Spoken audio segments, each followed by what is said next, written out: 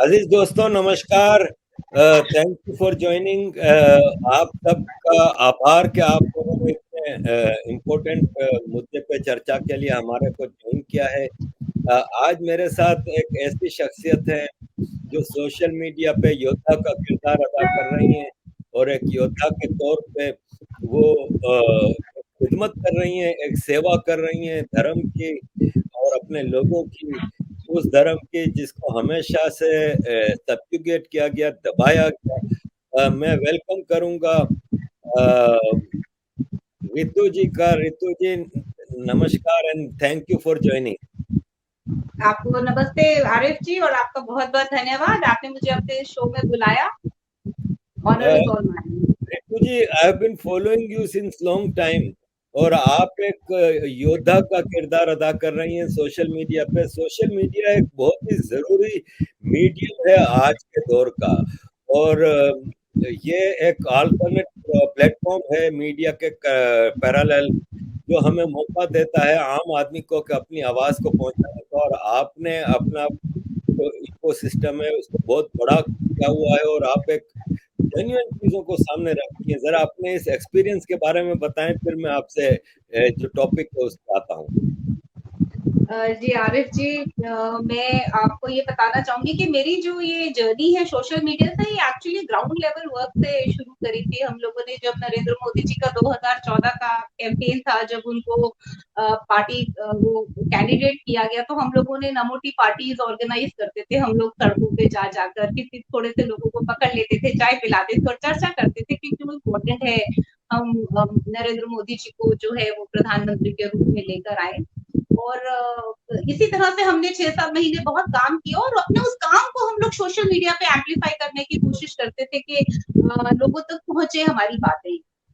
उसके बाद प्रधानमंत्री 2014 में नरेंद्र मोदी जी की बहुत अच्छी जीत हुई, 282 सीट्स लेकर वो आए। तो फिर थोड़ा लगा कि सोशल मीडिया एक ऐसी प्लेटफॉर्म है जहां से हमने जो एक हमारा ऑब्जेक्टिव था वो तो हमने उसको पूरा कर लिया, लेकिन क्योंकि अभी जो हमारा बैटल है वो बहुत लॉन्ग है, और बैटल बेसिकली अपनी सिविलाइजेशन को रिक्लेम करने का है। तो उसके लिए हमको लगा कि सोशल मीडिया को यूज हम बहुत अच्छे से यूज कर सकते हैं, क्योंकि देखिए जो भी मेन स्ट्रीम मीडिया, चाहे वो भारत हो चाहे वो वर्ल्ड ओवर हो, हम एक पैटर्न देखते हैं कि वो पूरा का पूरा जो है वो लेफ्टिस्ट इस्लामिक एक्सिस के कंट्रोल में है। तो जो न्यूज, जो थॉट हमारे तक पहुंचते हैं वो बहुत ही उनका जो स्पेक्ट्रम होता है वो बहुत नैरो होता है, और उनके वर्जन से, उनके लेफ्टिस्ट पॉइंट ऑफ व्यू से ही हमें चीजें दिखाई जाती हैं। एक ऑल्टरनेट व्यू तो कभी देखने को मिला ही नहीं। तो सोशल मीडिया में एक सिटीजन फोरम को, सिटीजन को, एक आम जनता को, एक आम नागरिक को अपनी आवाज मिली रखने की कि वो क्या सोचता है और क्या फील करता है, वो सामने आया। और हमने देखा कि वो जो एक organic nationalist movement social media पे बनी। और मैं स्पेसिफिकली ट्विटर को इसके लिए काफी ज्यादा वो दूंगी, क्योंकि ट्विटर जो है इसमें इंस्टेंट नैरेटिव्स को आप बना सकते हो, डिस्कोर्सेस को चैलेंज कर सकते हो। तो एक महायुद्ध शुरू हुआ नेशनलिस्ट और मेन स्ट्रीम मीडिया के बीच में, जिसको जो मोस्टली लेफ्टिस्ट ऑक्यूपाइड था। तो एक चैलेंज उनके लिए भी आया, वो चैलेंज उनको भी काफी जो है वो आज तो काफी मेन स्ट्रीम कर दिया हमने उनको। बहुत चैलेंज करते हैं, बहुत से हिंदू विंग पोर्टल्स भी आए हैं जो एक उन्हीं की नहीं हमारे साइड की भी पॉइंट ऑफ व्यू को रखने की कोशिश करते हैं। तो यस, मेरी जर्नी जो थी वो लास्ट अगर मैं 7 इयर्स की देखूं तो मैंने ये देखा है बदलते हुए दौर में कि किस तरह से आम नागरिक ने वो जो एक media hegemony leftist, communist, Islamist की बनी हुई थी, उसको उन्होंने काफी हद तक ब्रीच किया है। और व्हाट्सएप के थ्रू, ट्विटर, व्हाट्सएप, फेसबुक के थ्रू घर घर तक जो है एक ऑल्टरनेट व्यू को भी रखा गया है। तो एक ये काफी बड़ी अहम जीत मैं मानूंगी कि सोशल मीडिया या डिजिटल मीडिया की हुई है। सिर्फ भारत में नहीं, आई थिंक ऑल ओवर ये फिनोमेना अगर हम देखें तो ऑल ओवर द वर्ल्ड का है आरव जी। रितु जी, मैं बांग्लादेश में जो अभी हालात हुए और इससे पहले वेस्ट बंगाल में, भारत में भी हुए, ये चीजें अब रेगुलर होती जा रही हैं। उस पे जाने से पहले मैं एक और वाकया की तरफ जाऊंगा। एक कॉन्फ्रेंस हुई थी अभी कुछ यूनिवर्सिटीज के माध्यम से, कुछ लेफ्टिस्ट ने कॉन्फ्रेंस की थी कि भाई ग्रोइंग हिंदू एक्सट्रीमिज्म और हिंदुत्व। और तो हम ये देखते हैं कि इस्लाम के नाम पे तो हज़ारों लोगों को मार दिया जाता है हर साल। अभी भी पाकिस्तान में जिहादियों का पाकिस्तान की सिक्योरिटी फोर्स के साथ राइट नाउ झगड़ा चल रहा है। कई लोग मारे गए हैं, सिक्योरिटी फोर्सेस के भी लोग मारे गए हैं और जिहादी भी। जबकि हम हर जगह ये देखते हैं, अफ़गानिस्तान में देखते हैं, बांग्लादेश में देखते हैं, उस पे कोई नहीं बोलता। लेकिन हिंदुओं ने आज तक किसी को धर्म के आधार पे नहीं मारा, लेकिन उसको इतना वो किया जाता है, एक तरफ हिंदू ही दब रहा है, एक तरफ हिंदू ही मार खा रहा है, खास तौर पे मुस्लिम मेजॉरिटी कंट्रीज में। दूसरी तरफ international propaganda is also against Hindu. ये क्या चीज है? तो आरफ जी, आपने बहुत ही अगर मतलब कॉम्प्लिकेटेड क्वेश्चन पूछा, और ये क्वेश्चन तो आई थिंक सभी लोगों के मन में है कि क्यों जो है वो, अगर भारत में अगर एक चोर को भी पकड़ा जाता है और उसको चोर को मारा जाता है, तो ऑल ओवर द वर्ल्ड उसका जो नैरेटिव बनता है कि भारत बड़ा इनटॉलरेंट है। अगर एक गौ मांस खाने वाले को, जो कि इलीगल एक्टिविटी है भारत में बहुत से स्टेट के अंदर, अगर उसको पकड़ा जाता है तो इनटॉलरेंस का जो है बाजा बजाया जाता है ऑल ओवर द वर्ल्ड के अंदर। आप देखिए, मतलब यूनाइटेड नेशन से लेके यूएस के लोगों तक हर एक पॉलिटिशियन और उसके अंदर इन्वॉल्व होता है, और एक बहुत बड़ा दबाव बनाया जाता है भारत की सरकार के ऊपर कि जी आपकी कंट्री में तो इनटॉलरेंस बढ़ रही है। लेकिन अगर आप फैक्ट देखेंगे तो वो बिल्कुल उसके विपरीत है। फैक्ट में अगर हम देखेंगे तो जो एट्रोसिटीज और हिंदू हो रही है हर तरफ से, वो बहुत अधिक है, चाहे वो उनके सरकार की तरफ से हो, चाहे वो कॉन्स्टिट्यूशनल सब्जुगेशन हो हिंदू की, चाहे वो सेक्युलर स्टेट की सब्जुगेशन हो, चाहे वो जुडिशियल सब्जुगेशन हो। जो थर्ड ग्रेड सिटीजनशिप के अधिकार हिंदूज को भारत में मिले हुए हैं, उस पर तो कोई चर्चा ही नहीं है। लेकिन जो एक माइनॉरिटी रिलीजन जिनके लिए जो है इतनी अपीसमेंट पॉलिटिक्स है, उनके लिए अलग से रिलीजन बेस्ड बजट हमारी गवर्नमेंट जो है वो देती है। उनके सारे एजुकेशनल इंस्टीट्यूशंस, उनके सारे रिलीजियस प्लेसेस खुद मैनेज कर सकते हैं। हालांकि हिंदूज के पास ऐसे कोई अधिकार नहीं है भारत के अंदर, लेकिन उनके पास सारे तमाम अधिकार, रिसोर्सेज, राइट, इतने ढेर सारे उनके जो पॉलिसीज हैं भारत सरकार की, वो सारी इतनी माइनॉरिटी फ्रेंडली है। उसके बावजूद भी जो ये लेफ्टिस्ट और इस्लामिक एक्सेस है इंटरनेशनल, ये अपना नैरेटिव जो है वो एंटी हिंदू रखता है, एंटी स्टेट रखता है, probably because it is all about power politics. और हिंदुइज्म की जो नेचुरल प्लूरलिज्म है और जो नेचुरल लिबरलिज्म है, वो इनके कहीं ना कहीं जो इनकी पावर, भारत को ये जो कंटेन करना चाह रहे हैं, उसमें ये काफी बाधा बना हुआ है। तो कहीं ना कहीं जो ये भारत का जो मेजॉरिटी रिलीजन है हिंदुइज्म, ये कहीं ना कहीं ये इसको सब्जुगेट एक तरह से अपने कंट्रोल में रखना चाहते हैं कि आप लोग अपने उसमें रहिए। थोड़ा सा भी अगर आपने अपनी आवाज उठाई तो आपको जो है इंटरनेशनली एक पब्लिक प्लेटफॉर्म के ऊपर इंसल्ट किया जाएगा, ह्यूमिलेट किया जाएगा, तो आप अपनी औकात में रहिए। एक तरह से ये मैसेज दिया जाता है।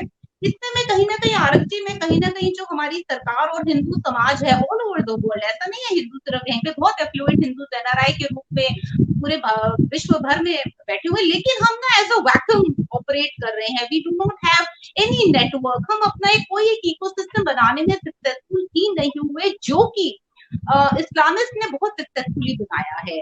चाहे वो बेशक एकेडेमिया हो, इंटरनेशनल एकेडेमिया, जहां पर हम बात करें तो मोस्टली जो एकेडेमिया का जो कंटेंट आता है वो यूएस से आता है, यूएस की यूनिवर्सिटी से आता है। तो अगर हम देखें, उन्होंने बहुत डीप पेनिट्रेशन करी है एकेडेमिया में, उन्होंने बहुत डीप पेनिट्रेशन करी है मीडिया के अंदर।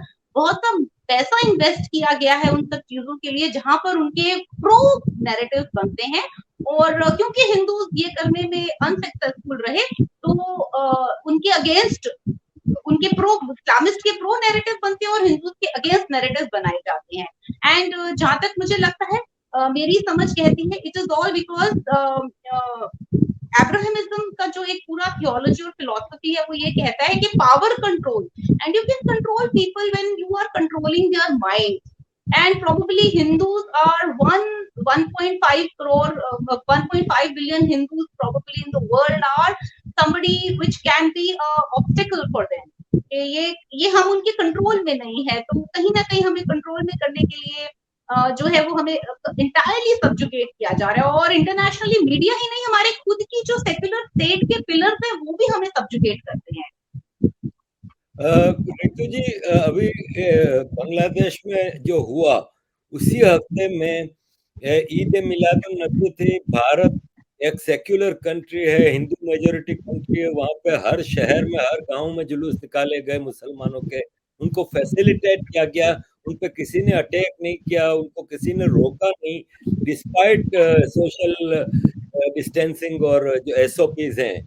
लेकिन यही चीज हम देखते हैं कि जब कोई दुर्गा पूजा आती है तो बांग्लादेश में, जहाँ पे एक जमाना था कि हिंदू मेजोरिटी में थे, लेकिन उनके ऊपर अटैक होता है, उनको मारा जाता है, उनकी लड़कियों का रेप होता है। सवाल मेरा ये है कि ये चीजें हम देखते आए हैं खामोशी से, इस बार खामोशी से नहीं देखा, इस बार शोर उठा। क्या ये इंकरेजिंग है कि दुनिया के कई देशों में इसके खिलाफ हिंदू खड़े हुए और प्रोटेस्ट किया? भारत में काफी हद तक आवाज उठाई गई, पहले हिंदू जागा हुआ नहीं था। क्या आप समझती हैं कि दिस इज इंकरेजिंग?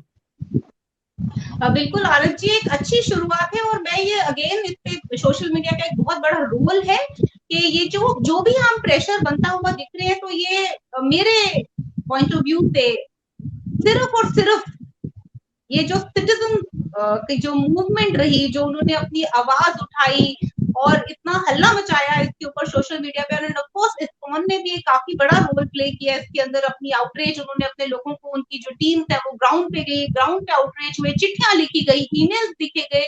तो ये जो सिटीजन की तरफ से एक पूरा नैरेटिव और जो दबाव बनाया गया, जिसकी वजह से तुलसी गबार्ड जी ने भी एक बहुत अच्छी स्टेटमेंट दी, बहुत अच्छी स्टेटमेंट लेकर आई अपनी ट्विटर के ऊपर, जिसको अगर आप देखेंगे तो ह्यूमंगस आर्टिस्ट मिले, उसकी ग्रेविटी उस ट्वीट की बहुत बड़ी बड़ी रही। उसकी वजह से अगर हम देखेंगे कि तुलसी जी के बोलने के बाद जो है, एक के बाद जो है लोगों ने बोलना शुरू किया, यूएस के काफी सीनेटर्स ने भी इसके अगेंस्ट जो है वो अपने स्टेटमेंट दिए हैं, ह्यूमन राइट्स की जो ऑफिसर्स है बांग्लादेश के अंदर, उन्होंने भी स्टेटमेंट दी है इसके अगेंस्ट, और हम देख रहे हैं कि धीरे धीरे काफी लोग इसके अगेंस्ट बोल रहे हैं। लेकिन हाँ, फिर भी जो सपोर्ट जब एक मुस्लिम के अगेंस्ट कुछ होता है कहीं पर भी, जो उस टाइम पर जो एक हल्ला पूरे दुनिया में मचता है, हम उस तरह का तो नहीं देख पा रहे हैं। हालांकि इतना जो दर्दनाक वहां पर जेनोसाइड प्रोग्राम हुआ है हिंदुओं का, और वो भी अब जो रिपोर्ट्स कह रही हैं कि पूरा स्टेज जो स्क्रिप्टेड था, जहाँ पे कुरान स्वयं इकबाल हुसैन नाम के एक आदमी ने जो है वो गणेश के पे रखी, और उसके बाद जो है आप देखिए कितने systematically all over the Bangladesh जैसे सोच समझ कर करी गई हुई, ये एक पूरी प्लानिंग के तहत जो है हिंदू के ऊपर अटैक किया। उसके बावजूद भी जो एक ऊंची आवाजें उठनी चाहिए वर्ल्ड ओवर से हमें आनी चाहिए थी, वो नहीं आई। बहुत डिसअपॉइंटिंग है। हमारी हम शायद कहीं ना कहीं अपनी खुद की सरकार से भी थोड़े से डिसअपॉइंटेड है कि उनकी तरफ से भी जो एक स्ट्रॉन्ग स्टेटमेंट आनी चाहिए थी कॉन्डोनेशन की, वो नहीं आई। लेकिन ये खुशी की बात अवश्य है कि सिटीजन्स ने इसके ऊपर इतना हल्ला मचाया, और उनकी वजह से हम कुछ प्रेशर उसके ऊपर बना पाए। तो ऐसा नहीं है, बांग्लादेश की प्राइम मिनिस्टर खालिदा जी के ऊपर इस टाइम प्रेशर तो है इस चीज को कंटेन करने का, और हम कुछ कुछ वॉइसेस बांग्लादेश के स्वयं एकेडमिक सर्कल से भी आती हुई दिखाई दे रही है हमारे को, जो कि इसको कंडेम कर रही है। तो यस गुड कि पहले तो कुछ नहीं होता था, कुछ तो होने लगा, लेकिन हाँ, जिस स्केल पे होना चाहिए था शायद उसके लिए हमारे को हमारी स्टेट गवर्नमेंट की भी, हमारे सेक्युलर गवर्नमेंट, हमारी जो सेंट्रल गवर्नमेंट है उसकी भी सपोर्ट की जरूरत रहेगी। रितु जी, एक टेररिस्ट आता है भारत में, कश्मीर में आतंक मचाता है, भारत की सिक्योरिटी फोर्सेस उसको मारती हैं, तो फौरन पाकिस्तान स्टेट का बयान आ जाता है कि मासूम कश्मीरियों को भारत की फौज ने शहीद कर दिया। फौरन तुर्की का बयान आ जाता है, फौरन मुख्तलिफ देशों से बयान आ जाता है। लेकिन इतना बड़ा बांग्लादेश में मामला हुआ, ना कोई भारत की सरकार बोली, ना कहीं नेपाल बोला, ना कहीं बड़े बड़े ह्यूमन राइट्स के ठेकेदार अमेरिका इंग्लैंड, कोई कुछ नहीं बोला। ये मतलब क्रिमिनल साइलेंस नहीं है? क्रिमिनल, एक्सट्रीमली क्रिमिनल साइलेंस है। और हम बात किस चीज की कर रहे हैं आरएच जी, ये तो आज बांग्लादेश है, ये तो हिंदुस्तान ऑलरेडी देख चुका है ना। कश्मीर में हमने देखा नहीं है कि 1990 में किस तरह से 7 लाख 7 लाख कश्मीरी हिंदुओं को भगाया गया है, पंडितों को वहां से भगाया गया है।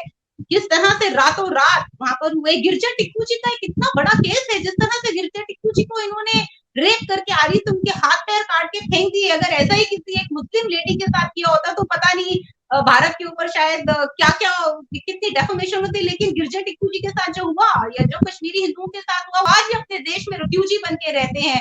जगती कैंप जम्मू में आप कभी जाइए, किस कंडीशन में वो रहते हैं वहां पर, किसी की आवाज उठती है, चाहे वो बेशक भारत सरकार की हो या बाहर की इंटरनेशनल यूएन सरकार हो, कोई नहीं, ऐसा नहीं है। बहुत से हम लोगों ने स्वयं चिट्ठियां लिखी हैं ह्यूमन राइट कमीशन के लिए, के अंदर कि भाई कश्मीरी हिंदुओं के भी तो कुछ ह्यूमन राइट है या नहीं है, या सिर्फ एक ही कैटेगरी ऑफ लोगों के पूरी दुनिया में, या सिर्फ मुस्लिम से क्रिश्चियन के ही ह्यूमन राइट है, कि हिंदुओं के ह्यूमन राइट नहीं होते। लेकिन आप criminal silence, absolutely criminal silence throughout the world of Indian state and of the international polity.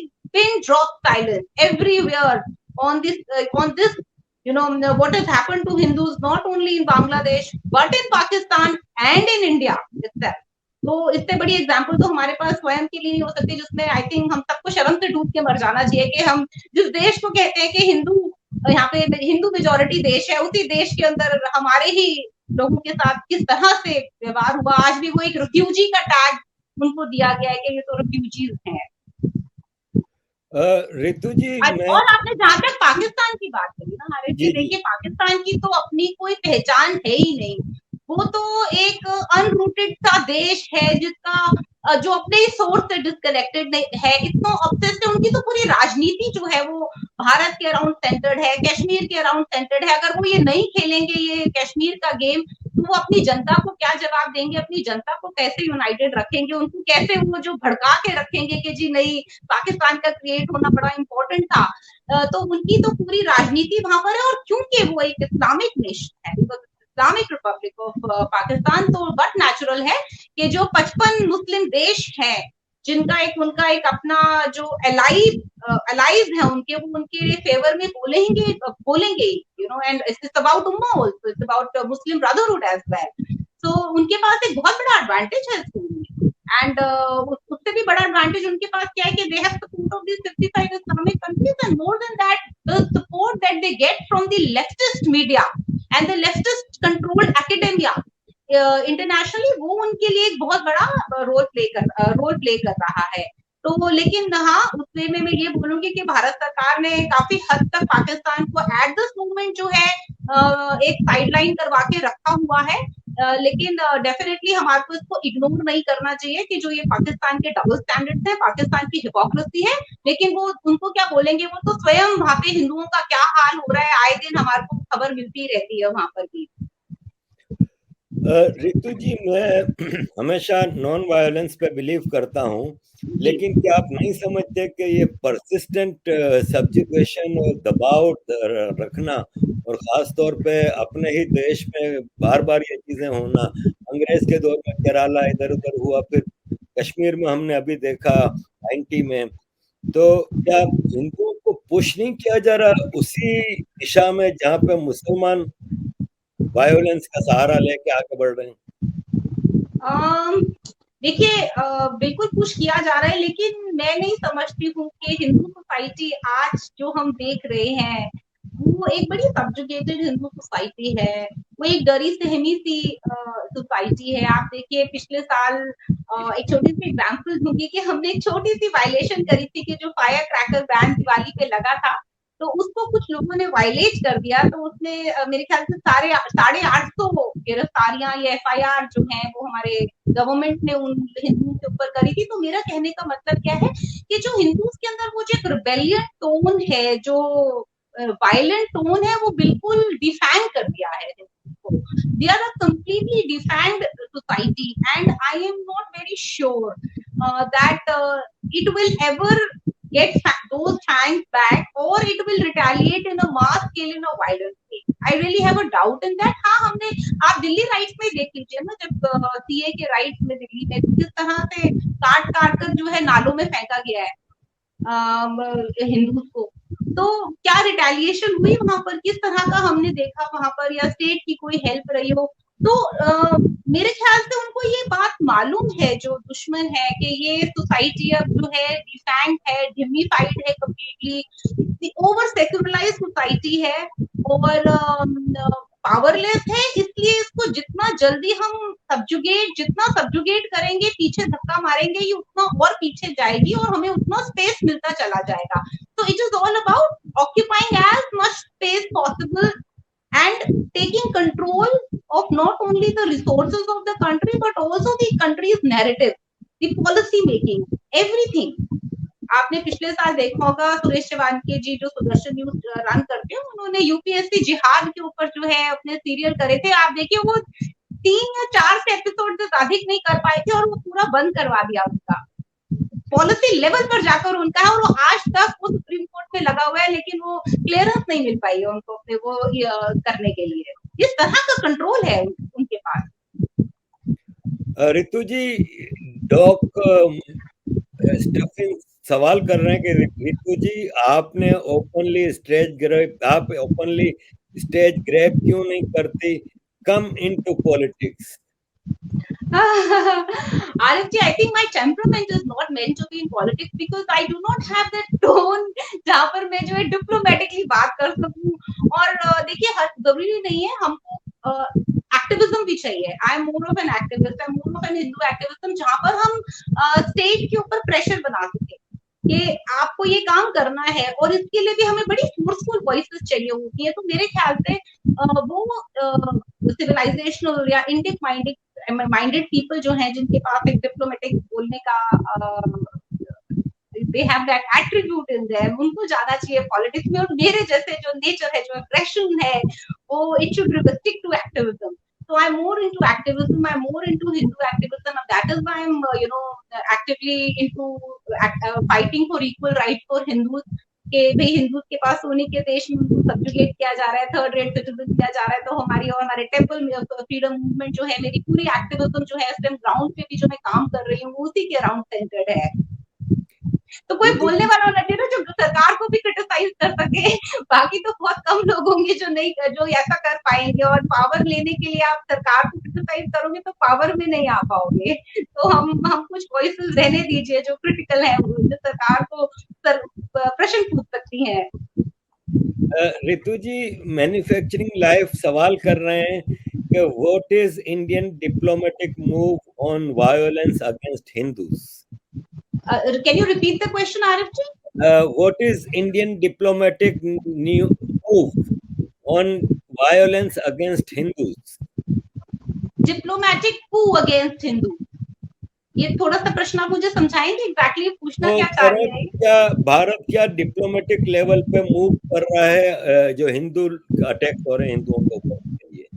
I have a doubt, because अगर हम वेस्ट बंगाल की वायलेंस को देखें, या हम बांग्लादेश की वायलेंस को देखें, या हम छोटे छोटे जो घेटों में हिंदू के अगेंस्ट वायलेंस हो रहे हैं, चाहे वो बेशक कैराना है या मेवात है, जहाँ पर कंप्लीट मुस्लिम डोमिनेंट जो एरियाज हैं, तो अगर हम वहां पर देखें तो आई डाउट कि कुछ डिप्लोमेटिक कू या कुछ है।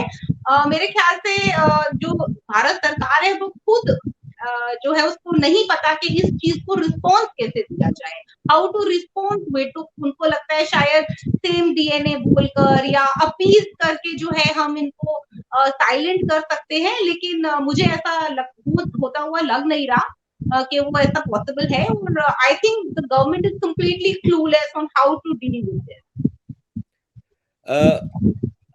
अरजीत बैनर्जी पूछ रहे हैं कि रितु जी नमस्कारम, how can Hindutva be established in universities like leftism is established in universities like Jadavpur and Islamism in AMU?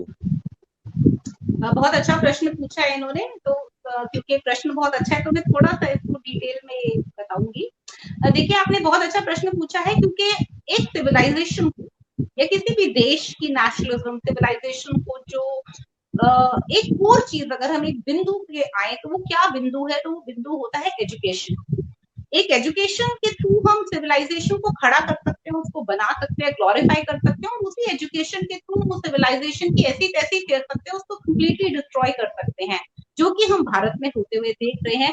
अगर आप देखेंगे कि जब 1947 में भारत आजाद हुआ, उसको इंडिपेंडेंस मिला, उसके बाद से आप देखेंगे कि एक के एजुकेशन मिनिस्टर्स के आप नाम देखते चले जाइए, एक के बाद एक के बाद एक के बाद एक के बाद वी सी इस्लामिक या मुस्लिम एजुकेशन मिनिस्टर टेकिंग कंट्रोल। और उसका नतीजा क्या हुआ? आप क्या पढ़ते हैं? आप हमेशा मुगल्स को ग्लोरीफाई होते हुए देखते हैं कि अभी आपने किसी देश में देखा है कि जिन लोगों ने उनको इन्वेड किया हो, उनके हजारों मंदिरों को तोड़ दिया गया हो, जिनके राज्य में मैक्सिमम हिंदू जेनोसाइड हुआ हो। विल डुरांट ने अपनी बुक में लिखा है कि 7 मिलियन हिंदू का जेनोसाइड अकेले औरंगजेब के रूल के अंदर हुआ था। तो क्या आपने कभी कोई ऐसा देश देखा है जो उन लोगों को ग्लोरीफाई करे, जिन्होंने आप ही का ही हिस्ट्री का, आपके ही सिविलाइजेशन की ऐसी तैसी करी हो, लेकिन वो भारत में हुआ और हमने उसको होने दिया, और वो आज 75 साल से हमारे खून के अंदर चला गया है। तो आपका जो प्रश्न है लेफ्टिस्ट, आपको ये समझना बहुत जरूरी है कि इस टाइम जो भारत की एकेडेमिया है, चाहे वो रिसर्च हो, चाहे वो आईसीसीएसआर हो, चाहे वो जेएनयू हो, चाहे वो कोई भी हो, स्पेशली जो ये सोशल और पॉलिटिकल साइंस के जो ह्यूमैनिटीज के सेक्शन हैं, ये कंप्लीटली इस टाइम लेफ्ट के कंट्रोल में है।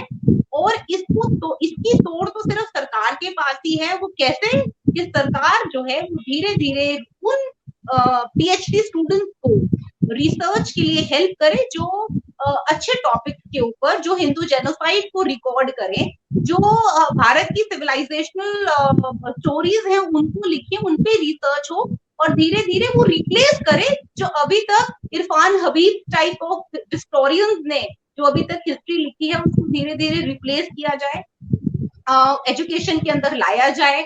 जो पढ़ाने वाले टीचर्स हैं उनको भी धीरे धीरे जो है वो बहुत रेडिकलाइज्ड है, वो टीचर्स भी, उनको भी धीरे धीरे रिप्लेस किया जाए। तभी ये थोड़ी सी उम्मीद हम देख सकते हैं कि कुछ हो सकता है। इसके बिना हम नहीं देख सकते।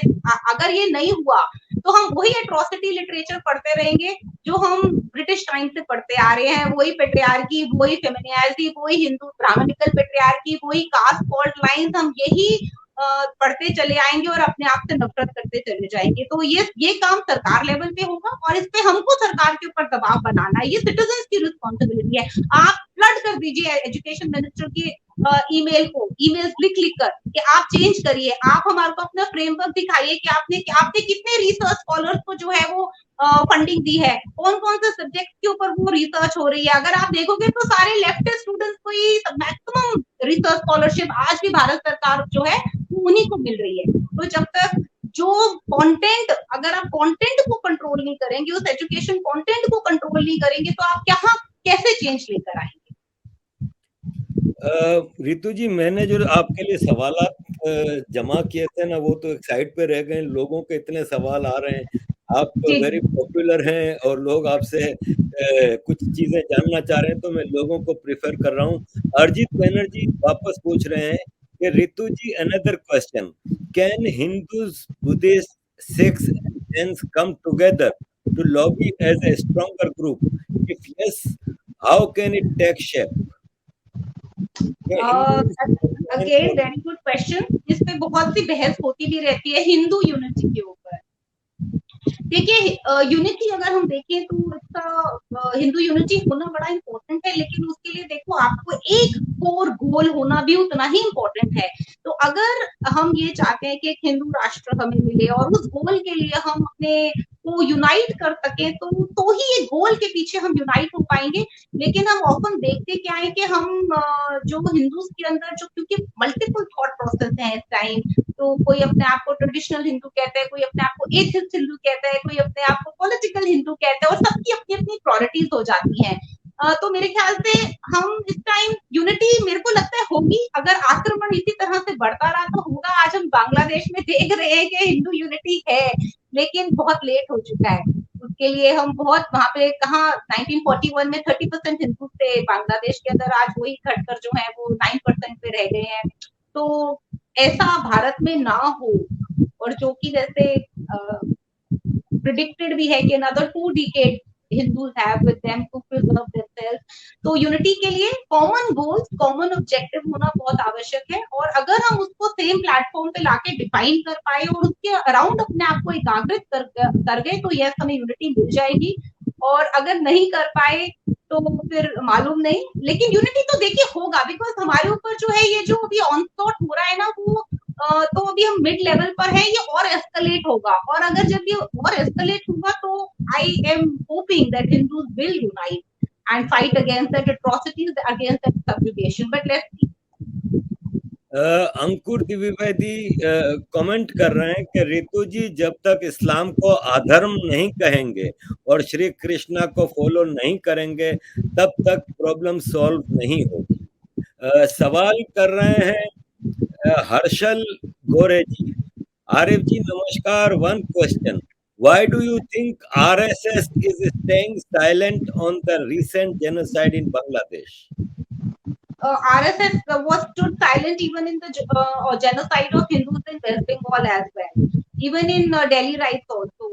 So I think वो एक उन्होंने बड़ा क्लियर कर दिया है RSS ने कि वो एक सोशियो पॉलिटिकल ऑर्गेनाइजेशन है, और कल तो उनके जो नंबर 2 है दत्तात्रेय हसकोले जी, उन्होंने ये तक भी बोल दिया है कि वो एक राइटर्स ऑर्गेनाइजेशन नहीं है, हालांकि उनके बहुत हद तक जो उनके पॉइंट और जो उनकी आइडियोलॉजी है वो लेफ्टिस्ट है।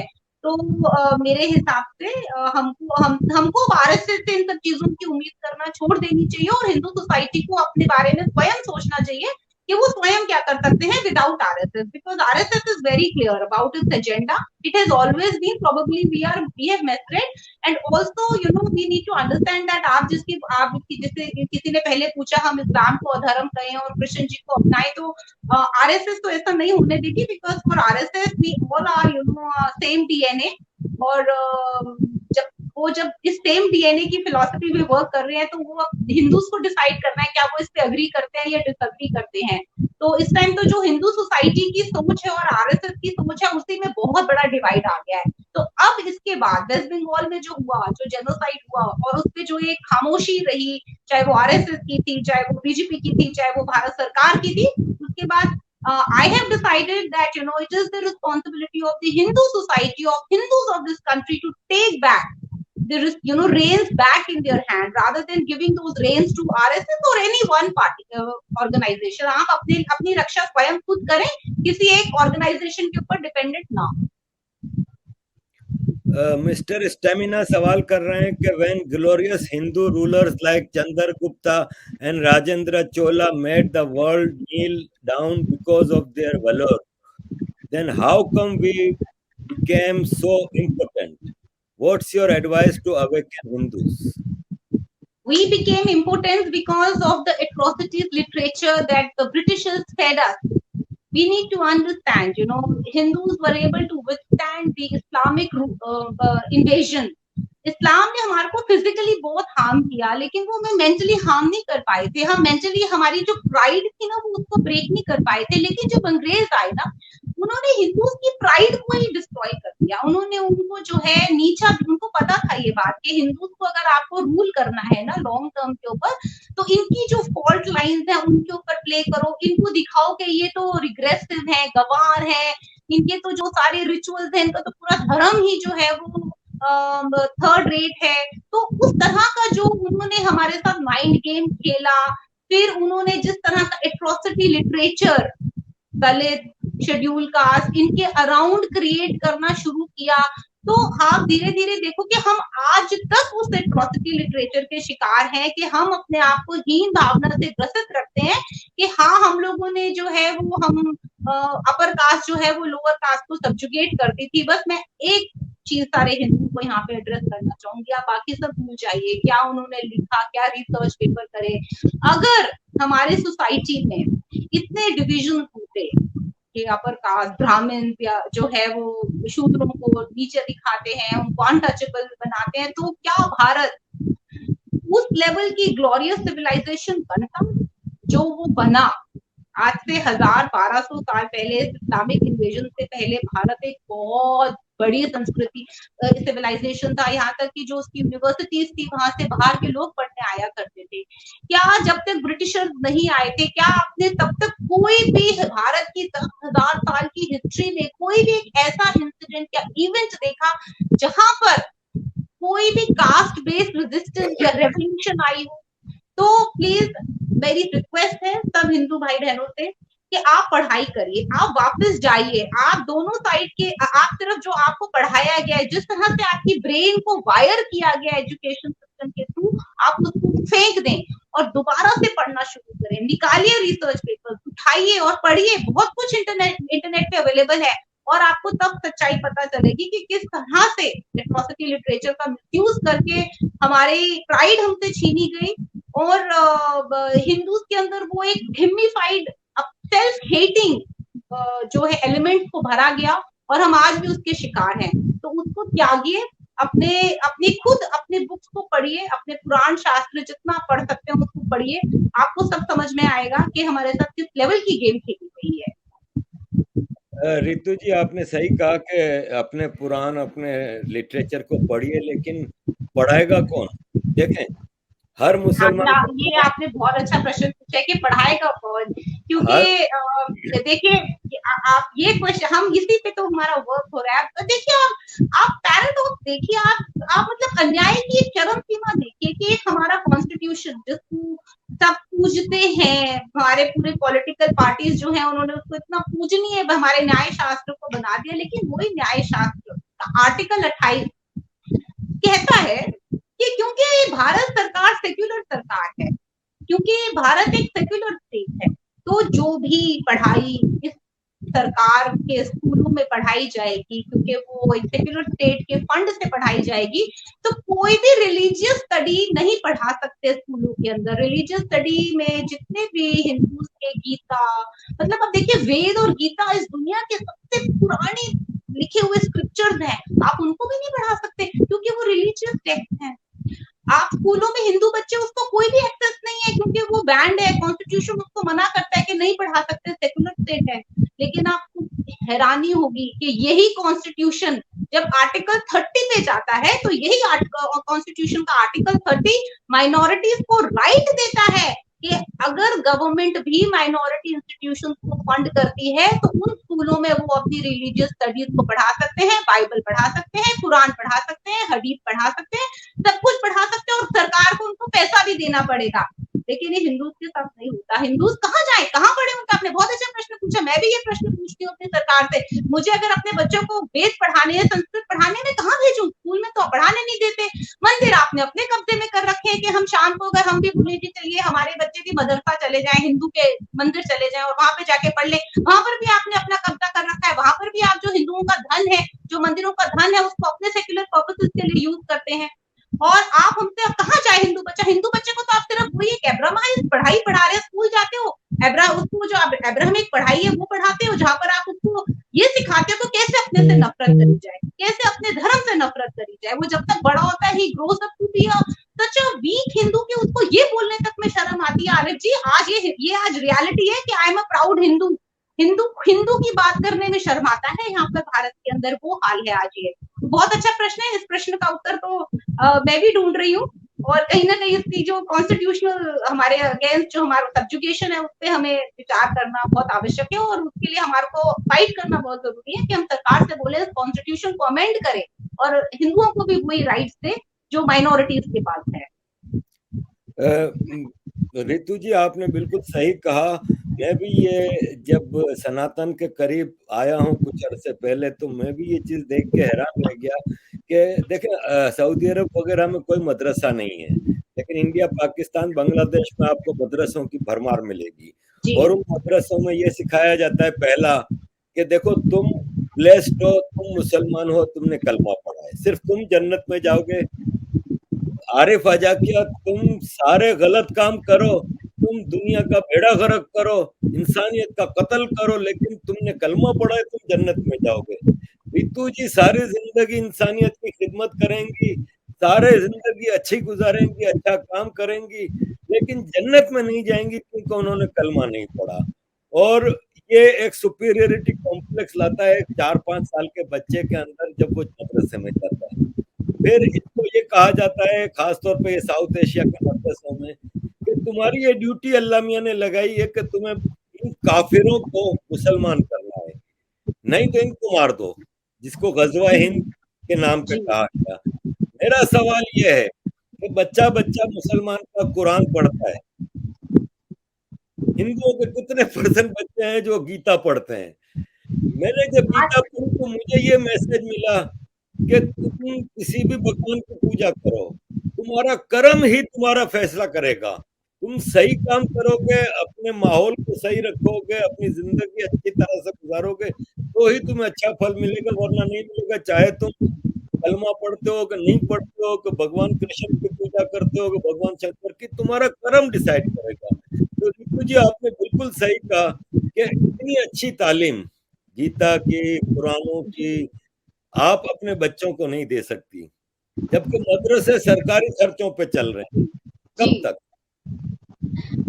आप उसकी बात कर रहे हैं। आप ये देखिए कि मदरसों में जो टीचर, मस्जिदों में जो मौलाना है और जो सफाई कर्मचारी तक हैं, उनको जो है सरकार सैलरी देती है, लेकिन हिंदू पुजारी के लिए कोई सैलरी नहीं है। आरिफ जी, आपको मैं दिल्ली सरकार का बताती हूँ। ये दिल्ली सरकार नहीं, अंडर ये सुप्रीम कोर्ट का ऑर्डर था 1992 का, if I am not wrong, जहां पर उन्होंने माइनॉरिटी कमीशन सेटअप करने के लिए सरकार को कहा था, और कहा था कि वक्त बोर्ड के थ्रू सारे मौलानाओं की और पास्टर्स का ध्यान रखा जाए। तो मैं आपको सिर्फ दिल्ली की एग्जांपल देती हूँ कि जो दिल्ली की माइनॉरिटी कमीशन है, उसके थ्रू एक मस्जिद और मदरसे के इमाम का पहला लेवल का जो सैलरी है वो 18,000 है।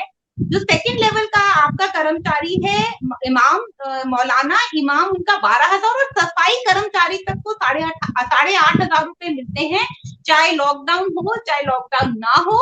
और वहीं पर इस लॉकडाउन में जो एक बेचारा हिंदू पुजारी, उसका वो कैसे चलता है? देखिए, उसके लिए कोई वो नहीं है। हिंदू पुजारी कैसे पैसे कमाते हैं? हिंदू पुजारी को लोग अपने घर यज्ञ के लिए बुलाते हैं, वो मंदिर खोलते हैं, वहां पर उसको थोड़ी डोनेशन दे देते हैं, यज्ञ के लिए बुलाते हैं।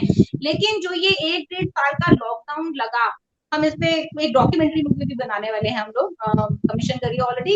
जो उनकी दुर्गति हुई, जो उनके परिवार ने सहा, एक एक रुपया तक नहीं उनको सरकार ने मिला। कैसे बेचारे रोटी रोटी के लिए उनके परिवार वाले जो है, एक मतलब रोटी रोटी के लिए तरस गए उन पुजारियों के। तो इस तरह की तो डिस्क्रिमिनेशन इस देश के अंदर होती है, जहां पर एक मदरसे के सफाई कर्मचारी तक को सैलरी मिलती है, लेकिन पुजारी को एक पैसा तक नहीं मिलता।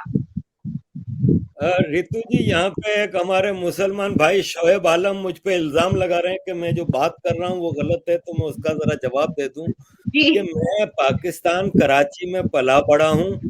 रमजान में हमारे घर में जो सफाई करने वाली औरत आती थी, जो बाहर रोड की सफाई करती है, सफाई कर्मचारी, वो हिंदू थी।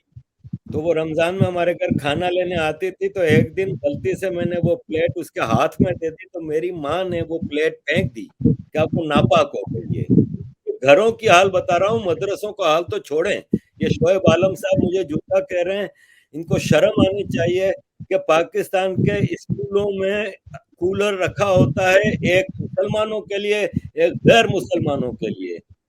बच्चों को एक क्लास में 20 बच्चे होते हैं, 19 मुसलमान होते हैं, एक हिंदू होता है। उसको 24 घंटे कान में ये बात डाली जाती है कि तुम तो काफिर हो, तुम तो जहन्नम में जाओगे। ये शोएब आलम साहब झूठ ना बोले, मैं उसी माहौल का पला बड़ा हूँ। ये जो भेदभाव है ना, ये मौजूद है माशरे के अंदर आपके। और आपका जो पोस्ट कन्वर्जन हो रहा है ना, वो खूब हो रहा है। दुनिया को पता है कि किस तरह मासूम 12, 14, 15 साल की लड़कियों को अगवा करके, उनको जबरदस्ती रेप करके उनका मजहब चेंज कराया जाता है और किसी बुड्ढे के साथ शादी कराई जाती है। तो झूठ को परवान ना चढ़ाएं। और अब मैं आता हूँ, अपना एक सवाल आपके साथ रखता हूँ जीतू जी, कि पुराना हम हिसाब किताब देखते हैं कि इतनी बड़ी बड़ी डायनेस्टीज रही, इतना बड़ा हिंदुओं का वो रहा। आज भी आप देखें कि टीपू सुल्तान हिंदुओं का जेनोसाइड करता है। टीपू सुल्तान अहमद शाह अब्दाली को दावत देता है कि आओ मेरी मदद करो इन काफिरों से लड़ने के लिए। कौन थे काफिर? छत्रपति शिवाजी महाराज, जो कि इंडिजिनियस इंडिया के लीडर थे और जिनकी फौज में मुसलमान भी थे और जिन्होंने मजहब के नाम पे कभी भेदभाव नहीं किया। तो कब तक हम इनको ग्लोरीफाई करेंगे? कब तक औरंगाबाद भारत में होगा? कब तक अहमदाबाद भारत में होगा? कब तक ये हजारों सड़कें, शहर इन इन्वेडर्स के नाम पे होंगे? यूरोप में हिटलर के ऊपर नफरत है, किसी की हिम्मत नहीं कि हिटलर के नाम पे कोई जगह का नाम रख दे। आपके यहाँ ये कब तक चलेगा? कैसे तब्दील होगा जब ये सरकार भी नहीं कर पा रही? आप देखिए, मतलब इतनी बड़ी ये तो आयरनी है, इतना बड़ा अन्याय है ये कि हम उनके हर जगह अगर हम देखें, जो हमारा माइंड स्पेस है उसको ऑक्यूपाई किया जा रहा है, उसको ग्लोरीफाई करके हमारे ही इन्वेडर्स के साथ, जिन्होंने हमारे ही एंसेस्टर्स के साथ, क्या मतलब हमारी माताओं ने जोहार किया इनसे बच, इनके इनके ये जो रेपिस्ट, इनके खिलजीज और औरंगजेब से उनसे बचने के लिए वो आग में कूद जाया करती थी।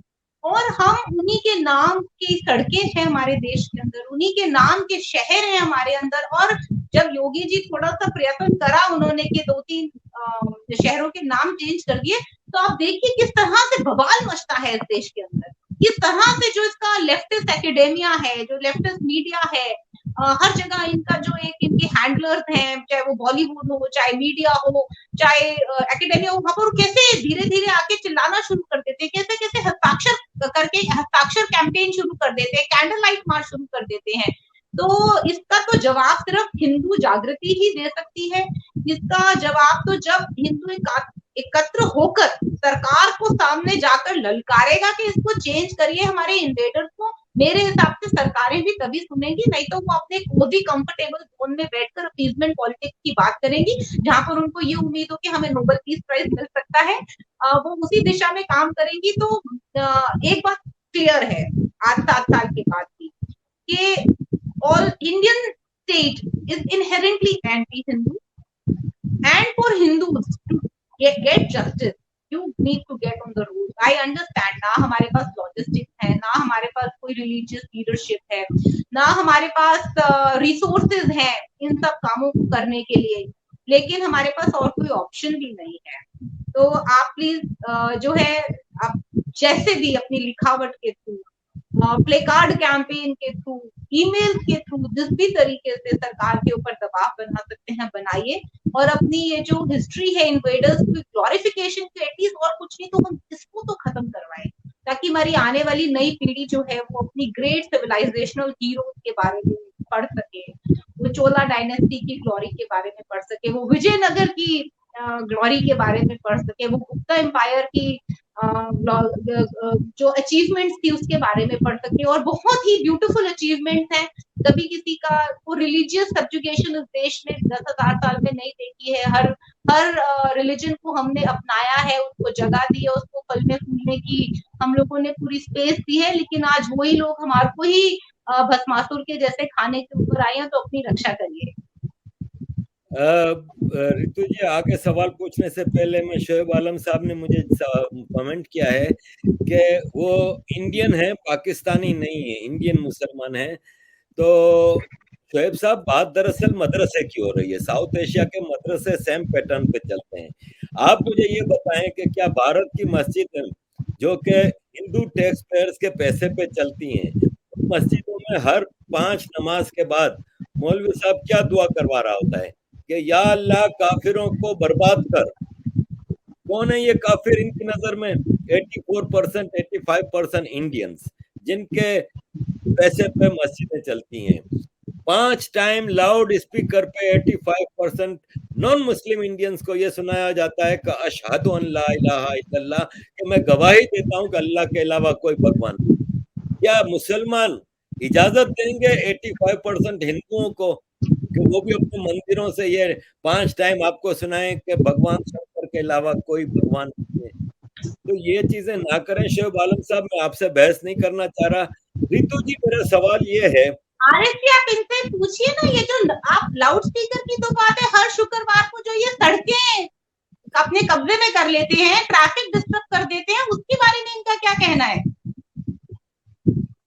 ये अब दुबई में 1000 दरम जुर्माना है अगर आप सड़क पे नमाज पढ़ेंगे तो। इस्लामिक देश, लेकिन भारत में सब चलता है, पता नहीं क्या मसला है। अरे नहीं, यही मेरा मतलब चलता नहीं है, इनका राइट है, इनका अधिकार है। मैं अभी किसी को, एक मुस्लिम को सुन रही थी, कहते जी आप भी तो अपने गणेश चतुर्थी में निकालते हैं वो हमरे, अरे भैया साल में एक दफा गणेश चतुर्थी 4 दिन के लिए आता है, एक हफ्ते के लिए आता है, उसके लिए प्रोसेशन, उसके लिए भी 1000 जो है वो दस्तक लेने पड़ते हैं एडमिनिस्ट्रेशन से। वो अप्रूव करेंगे उसको, कितना तुम्हारा साइज होना चाहिए तुम्हारी मूर्ति का, कि कहाँ से तुम ले जा सकते हो, कितने लोग होने चाहिए, वो सब एडमिनिस्ट्रेशन डिसाइड करती है। आप लोग तो आते हो और सड़कें अपने कब्जे में कर लेते हो, और आपको कोई हटाए तो आप इस्लामोफोबिक, उसको इस्लामोफोबिया बोल दिया जाता है। कमाल की बात है। रितु जी, कमेंट्स में ज्यादातर लोगों का एक सुझाव है कि भारत में जब तक हिंदू राष्ट्र नहीं बनेगा तब तक मसला हल नहीं होगा। तो मेरा आपसे सवाल है कि मैं यूनाइटेड नेशंस 27 साल से अटेंड कर रहा हूँ सेशन ह्यूमन राइट्स के और डिफरेंट माइनॉरिटी ग्रुप के। माइनॉरिटी की डेफिनेशन ये है कि जिस देश का राष्ट्र धर्म कोई है तो बाकी धर्म फिर वहाँ माइनॉरिटी बन जाते हैं। जैसे कि जी पाकिस्तान एक इस्लामिक रिपब्लिक है, तो वहां पे हिंदू, क्रिश्चियन, सिख, पारसी ये सब माइनॉरिटी हैं। मेरा सवाल ये है कि भारत तो सेक्युलर है, भारत का तो कोई राष्ट्र धर्म नहीं है, तो फिर ये माइनॉरिटी क्या, क्यों माइनॉरिटी के सारे बेनिफिट भी आप ले रहे हो? अव्वल तो इतनी बड़ी माइनॉरिटी दुनिया में कहीं नहीं देखी जहाँ पे 200 मिलियन की माइनॉरिटी हो। दूसरा, आप माइनॉरिटी के बेनिफिट भी ले रहे हो, तो फिर हिंदू राष्ट्र होना चाहिए। अगर हिंदू राष्ट्र है तो आप माइनॉरिटी हो सकते हो, लेकिन अगर सेक्युलर देश है तो सब बराबर है। लेकिन बेनिफिट सारे माइनॉरिटीज के नाम पे मुसलमान ले जाते हैं। रमजान में चावल की बोरियां मस्जिद मस्जिद में जाती हैं, हज सब्सिडी दी जाती है, हज हाउसेस बनाए जाते हैं, मदरसों की तनख्वाहें दी जाती हैं, तो फिर हिंदुओं का क्या कसूर है? तो क्या भारत हिंदू राष्ट्र बनना चाहिए? देखिए बिल्कुल बन जाना चाहिए, हिंदू राष्ट्र बन जाना चाहिए, क्योंकि अगर देखिए आप तो सिर्फ इतनी सी बात कर रहे हैं, क्या एक स्टेट जो सेक्युलर स्टेट है which should be ideally agnostic to religion, वो उसको क्या अधिकार है हिंदुओं के मंदिर को कंट्रोल करने का? उनको क्या अधिकार है कि वो डिसाइड करे कि कौन अर्चक होना चाहिए, कौन पुजारी होना चाहिए, कौन पुजारी नहीं होना चाहिए? उसके पास क्या अधिकार है कि वो पूजा विधि को डिसाइड करेगी वो रिलीजियस सेक्युलर स्टेट, लेकिन फिर भी करती है? उसके पास क्या अधिकार है कि वो हजारों करोड़ रुपए जो हमारे हुंडी मनी में जो हिंदुओं की रिलीजन के एक्सपेंशन प्रोपगेशन के लिए यूज होना चाहिए, वो सरकार डिसाइड करती है कि वो पैसा कहाँ लगना चाहिए, किसके लगना चाहिए? आप सुनकर हैरान रह जाएंगे कि कर्नाटक में तो जब सिद्धरमैया जी की सरकार थी, तब तो हिंदुओं के मंदिरों का पैसा जो है वो इकट्ठा करके आरएफ जी मस्जिद और चर्च की रेनोवेशन के लिए यूज हुआ था। आप शॉक्ड हो जाएंगे इस बात को सुनकर। ये तो स्थिति है इस देश के अंदर। तो अगर सरकार को यही सब कुछ करना है तो बिल्कुल इस देश को हिंदू राष्ट्र डिक्लेयर कर दे कि it's a Hindu country, it's a country, और उसी के हिसाब से हिंदू पॉलिसीज भी बनाए और उसी के हिसाब से माइनॉरिटी को भी डिफाइन करे। कॉन्स्टिट्यूशन में तो अभी तक ये क्लियर नहीं है कि माइनॉरिटी कौन है इस देश में। और आप मुझे एक चीज बताइए, जिन लोगों की संख्या अपने मुंह से बोलते हैं जी हम 35 करोड़ है, हम मानते हैं 35 करोड़ भी नहीं हो, 20 करोड़, 25 करोड़, तो क्या 20-25 करोड़ जिसकी आबादी हो, क्या वो माइनॉरिटी होता है आरएफ जी? That is the second largest majority of this nation, that how they should be called, not a minority. Minority के मतलब माइनॉरिटी है। और आप देखिए कश्मीर में हिंदू इस टाइम भारत के 7 राज्यों में माइनॉरिटीज हैं, और लेकिन उन 7 राज्यों में माइनॉरिटीज होने के बावजूद भी उनको वो माइनॉरिटी जो स्कीम है उसका अधिकार नहीं है। वो सारे अधिकार भी उन राज्यों की जो मेजॉरिटी रिलीजन है वो इंजॉय करते हैं। तो इतनी डिस्पैरिटी है, इतना इनजस्टिस है, इतना अन्याय है इस देश के अंदर, और मैं नहीं जानती कि अधिकतर हिंदुओं को इसके बारे में पता भी है कि उनके साथ कितना अन्याय हो रहा है। तो बिल्कुल हिंदू राष्ट्र डिक्लेयर कर दीजिए और फिर उसको उस हिसाब से फिर हम लोग जो है आगे बात करेंगे। लेकिन बहुत डिफिकल्ट है, इंडियन सेक्युलर्स जो टेंटिकल्स हैं इंटरनेशनल डीप स्टेट के, जिस तरह से वो भारत को कंट्रोल कर रहे हैं, आई डाउट कि ये इसके लिए बहुत स्ट्रगल, हिंदू सोसाइटी, हमारे जो रिलीजियस लीडर्स हैं उनको आगे आना पड़ेगा, हिंदू सोसाइटी को आगे आना पड़ेगा और बहुत जोर जोर से डिमांड करनी पड़ेगी इस चीज की। रितु जी, अरिजीत बनर्जी सवाल कर रहे हैं कि how can we deal with हिम्तिस and Khalistanis? I have Buddhist friends and they are भक्ts of Hanuman and worship Saraswati Mata. So it is difficult to believe that hymns do exist. No, I understood the Khalistan. Who are the worshippers of Saraswati Mata? Buddhist. You know, actually, see, Buddhism is a Indian religion. It's an offshoot of it's our own. But problem यहाँ पर ये है आरिफ जी कि जो अभी new Buddhism जो कि अम्बेडकर जी ने अपने 22 वाउस के साथ शुरू किया था, भारत में जो आज डोमिनेंस है ना, ये उस न्यू बुद्धिज्म की है। और ये new Buddhism is a very radical form of Buddhism, ये ओरिजिनल बुद्धिज्म नहीं है। और आप देखेंगे जो ये हेट, ये जो चंद्रशेखर आर्मी या भीम आर्मी की जो ये जो उत्पन्न हुए हैं सारे आइडियोलॉजीज, ये सारे उसी न्यू बुद्धिज्म की देन है। और ये एक आप नया एक्सिस, लेफ्टिस्ट इस्लामिक एक्सिस तो एक था। अभी आप जो ये भीम आर्मी, दलित और जो आप इस्लाम का जो एक नया एक्सिस प्रोपोगेट होता वो दिखाई दे रहे हैं, उसकी जड़ें इस न्यू बुद्धिज्म के अंदर ही जुड़ी हुई हैं। और ये न्यू बुद्धिज्म जो है, it is as radical, it has as much Hindu dvesh as Islam has for Hindus. That is why you saw कि फारूकाबाद में 3-4 दिन पहले किस तरह से बौद्ध धर्म के अनुयायियों ने एक हिंदू हनुमान जी के मंदिर को इतनी बुरी तरह से तोड़ा, मूर्तियां तोड़ दी, वहां पर भगवा जो है वो हटा के अपना वाला फ्लैग लगा दिया वहां पर। तो इसको डिस्टिंग्विश करिए, ये जो न्यू बुद्धिज्म और जो ओल्ड बुद्धिज्म है। हालांकि मैं ये भी कहूंगी जो ओल्ड फॉर्म ऑफ बुद्धिज्म था वो भी इस कंट्री ने कहीं ना कहीं पूरी तरह से स्वीकार नहीं किया था उसको भी यू नो वो एक छोटी सी उसमें रह के सीमित रह गया भारत देश के अंदर, क्योंकि ये तो एक वैदिक धर्म को मानने वाला देश है। यहाँ के लोग तो वैदिक पद्धति को मानते हैं। लेकिन फिर भी न्यू बुद्धिज्म और जो ओल्ड बुद्धिज्म है, जो एक्चुअल बुद्धिज्म, उसमें बहुत बड़ा डिफरेंस है। और new Buddhism is a very radical form, it's a very change form and it is definitely a challenge and a danger to the Hindu society.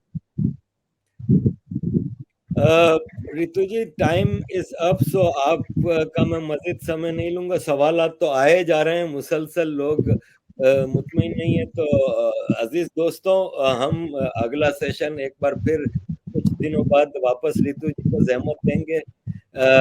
Thank you very much Ritu ji for thank you enlightening so much us. और आरिफ जी, आपने बड़ा बड़ा thank you खुल सो के much. बात की है। और जब भी पब्लिक आपको पसंद करती है और फॉलो करती है, कि आप खुल के बात करते हैं। Thank you ji for joining and giving us thank time. You ji, नमस्ते। नमस्कार, जय हिंद, जय श्री राम, जय वंदे श्री मातरम। राम।